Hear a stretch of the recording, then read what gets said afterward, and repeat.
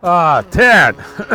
Anyway, I got to get a step for that door. Ted asked me to get a recipe for him, and he wanted to cook one. And I got a great appy recipe from one of your books, from Sticks and Stones or Stones and Sticks, the cookbook that you made. One of my most famous recipe, and it's maple planked brie with roasted garlic and roasted red pepper. It's a great appy if you've got people coming over to the trailer. We need roasted red peppers, 2 wheels of brie, about 200 grams each.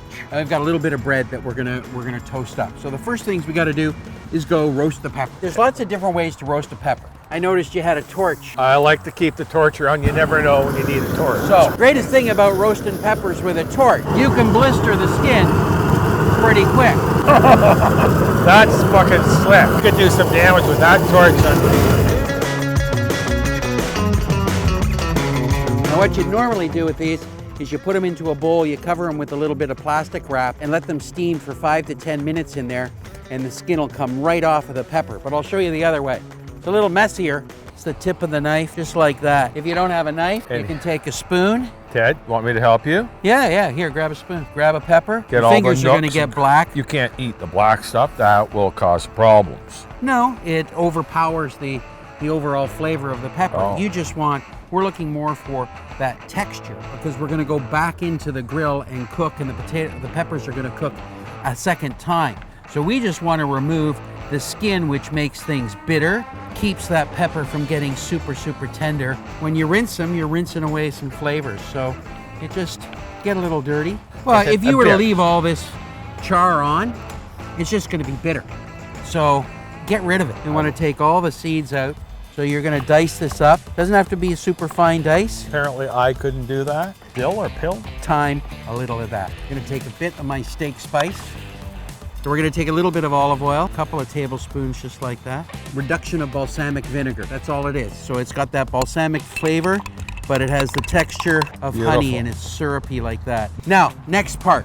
When I first did this recipe, I was cutting it open and I was scraping this off, and it's not necessary. The thing is just to score it. Joel, get right in there.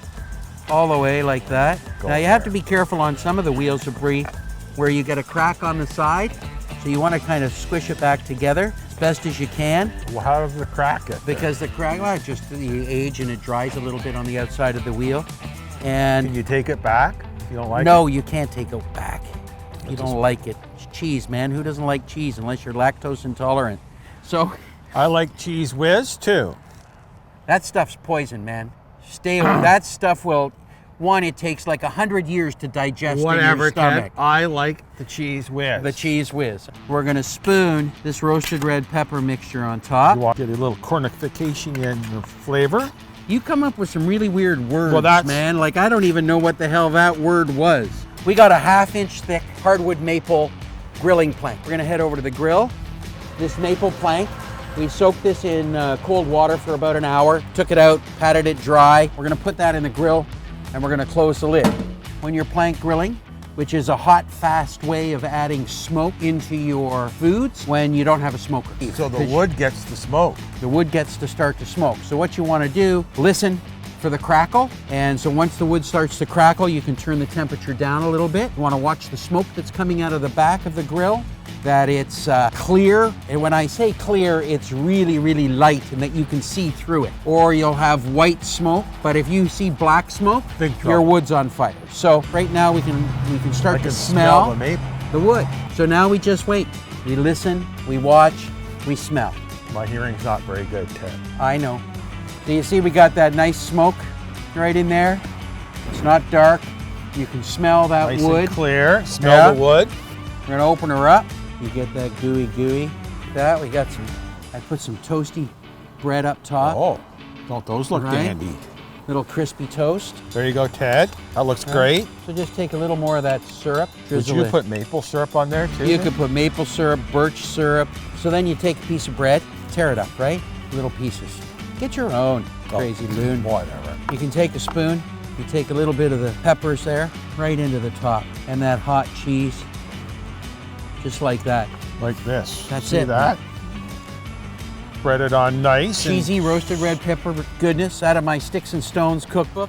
Slightly modified. Didn't come first, but came second. Good job, Ted. This All right, got that roasted red pepper, the hot molten brie. Pop that on a little toast. Cheers. Oh. I'm Chef Ted Reeder, Godfather of the Grill.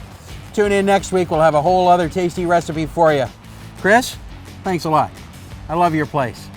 Thank you very much, Ted. I appreciate it. And everyone out there, this is damn tasty too, and God bless.